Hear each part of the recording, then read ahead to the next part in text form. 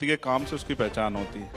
नाम में क्या रखा है, नाम तो जब आदमी पैदा होता है उसे अपना पता भी नहीं होता तभी उसको नाम मिल जाता है। एक ऐसा भारत जिसमें महिलाएं सुरक्षित होंगी, सशक्त होंगी, अपने पैरों पे खड़ी, योजनाओं से काम नहीं चलेगा, धरातल पे काम होना चाहिए। और स्पेशली जो अधिकारी जिनकी जवाबदेही बैठी, चाहे वो अधिकारी हो या सरकार हो, उनको सामने आकर जवाब देना चाहिए, ना कि उन सवालों से बचना चाहिए। अगर इस देश में बहन बेटियों की रक्षा की बात करना, उनको सशक्त करने की बात बदनामी है, तो मैं इस बदनामी को स्वीकार करूँ। अक्सर लोग पूछते हैं कि आखिर चंद्रशेखर आजाद के साथ रावण आपके नाम से क्यों जुड़ा हुआ है, बड़ी क्यूरियोसिटी लोगों को होती है, तो अगर इसके पीछे की वजह आप बता पाए। तो मैंने तो कई बार बताया कि ये मीडिया के साथियों ने दिया है, और मैं तो इस नाम से या किसी भी नाम को इस तरह देखता हूं कि व्यक्ति के काम से उसकी पहचान होती है। नाम में क्या रखा है, नाम तो जब आदमी पैदा होता है उसे अपना पता भी नहीं होता तभी उसको नाम मिल जाता है। तो कोशिश ये कर रहा हूं कि काम से अपनी पहचान समय तक बनी रहे। आपने कहा पहचान बनाऊं, लेकिन अभी भी आपकी एक पहचान है, तो आप पहचान बनाने की तरफ बढ़ तो चुके हैं। चर्चाएं आपकी खूब होती हैं, बातें आपकी खूब होती हैं, और आप भी काउंटर करने में पीछे नहीं। समझता हूं कि व्यक्ति को कभी भी अपने सपनों को सीमित नहीं करना चाहिए, हमेशा प्रयास करना चाहिए कुछ अच्छा करने के लिए। तो अभी मुझे लगता है कि जिन सपनों को मैं देखता हूं और जो काम मैं अभी अधूरे समझता हूं वो पूरे नहीं हुए, तो उसके लिए एक लंबा समय लगेगा, लेकिन वो मुझे लगता है कि एक समय आएगा वो पूरे होंगे।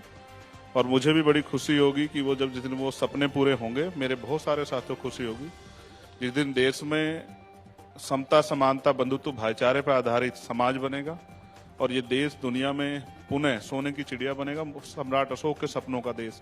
मुझे बड़ा गर्व हो। बिल्कुल, और इसी कड़ी में बहरहाल सपने आपके पूरे हों, जो आप करना चाहते हैं वो पूरे हों, इस बात की आशा हम करते हैं।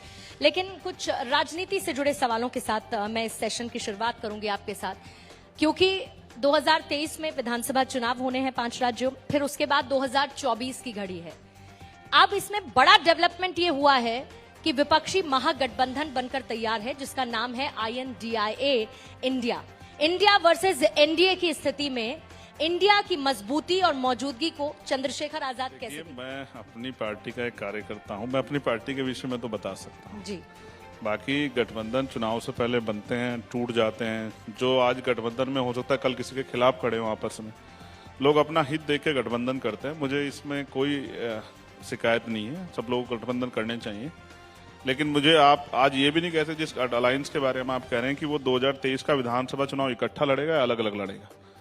तो मेरा ये मानना है कि चुनावी गठबंधन हो या चुनावी राजनीति, वो जनता के हितों के लिए होनी चाहिए। जैसे मैं सपने पे बात कर रहा था, तो मैं एक चीज कहना भूल गया, मैं कह देता हूं। एक ऐसा भारत जिसमें महिलाएं सुरक्षित होंगी, सशक्त होंगी, अपने पैरों पे खड़ी होंगी, उनकी ऊर्जा देश के काम आएंगी, और वो रात को 12 बजे भी निकलेंगी तो कोई भेड़िया उनको छू ना पाए, उनकी तरफ आंख उठा के ना देख पाए। जब ऐसा भारत बनेगा तो वही सपना जो है ना, मुझे लगता है देश का सबसे मजबूत सपना होगा। देश की आधी आबादी आज बेबस है, उस आधी आबादी को जिस दिन महिला सशक्त होगी तो शोषण नहीं होगा उसका। आज NCRB का जो डाटा कहता है ना, 50,000 महिलाओं के साथ रेप हत्या होती है। हमें शर्म आनी चाहिए, चाहे मुख्यमंत्री हो या किसी भी पद पे, हमें शर्म आनी चाहिए अगर हम अपने प्रदेश में बहन बेटियों को सुरक्षित नहीं रख पा रहे हैं।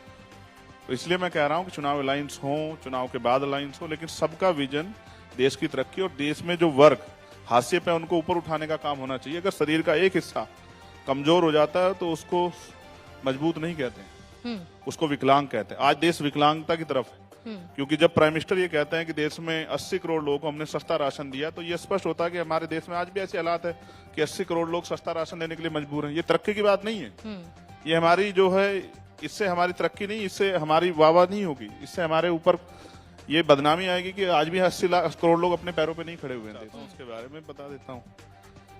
अगर भारतीय संविधान नहीं होता तो इस देश में महिलाएं डॉक्टर, इंजीनियर, IAS, IPS, प्रधान से लेकर प्रधानमंत्री नहीं बन पाती, राष्ट्रपति भी नहीं बन पाती। इसका श्रेय जाता है देश के संविधान को।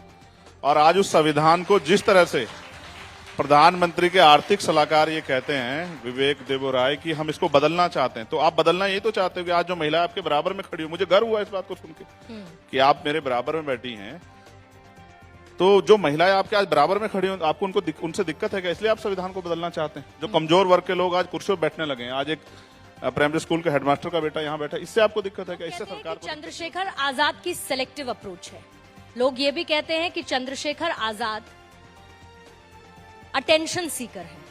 वो ऐसी बातें करते हैं ताकि वो सुर्खियों में बने रहें और लोग उनकी चर्चा करते रहें। अच्छी बात है, राजनीति में ऐसी बातें करनी चाहिए कि आदमी चर्चा बनी रहे, लेकिन मैं सिलेक्टिव कुछ करता नहीं हूँ। आपके पास कोई उदाहरण हो तो बता दो। आप नेशनल मीडिया पे बैठी हैं। नहीं, मैंने तो लोगों के परसेप्शन की बात की। अच्छा, मैं ये एक गाना सुनता है, कुछ तो जी। लोग कहेंगे, लोगों का काम है कहना। हाँ। छोड़ो बेकार की बातों में कहीं बीत ना जाए रहना। हम्म। तो मेरा ये मानना है कि लोग अगर नहीं कहेंगे तो कैसे चलेगा। लोकतंत्र का तो नाम ही है ना कि भाई लोकतंत्र में पक्ष भी होगा, विपक्ष भी होगा, तर्क भी होगा, सवाल भी होंगे, जवाब भी होंगे। तो लोग कुछ तो कहेंगे मेरे खिलाफ, इसके अलावा है क्या? ये तो नहीं कह सकते कि मेरे राज्य में बहन बेटियां सुरक्षित नहीं। मैं आपको गारंटी से कहता हूँ, जिस दिन अवसर हमारे हाथ में होगा, किसी भी प्रदेश में किसी भी बेटी के साथ अन्याय नहीं होगा, और जो अन्याय करेगा वो चैन से नहीं बैठेगा, खाल उतार लेंगे हम लोग उसकी। बराबरी के अधिकार की बात होती है, बराबरी के अधिकार के लिए काम हो रहा है।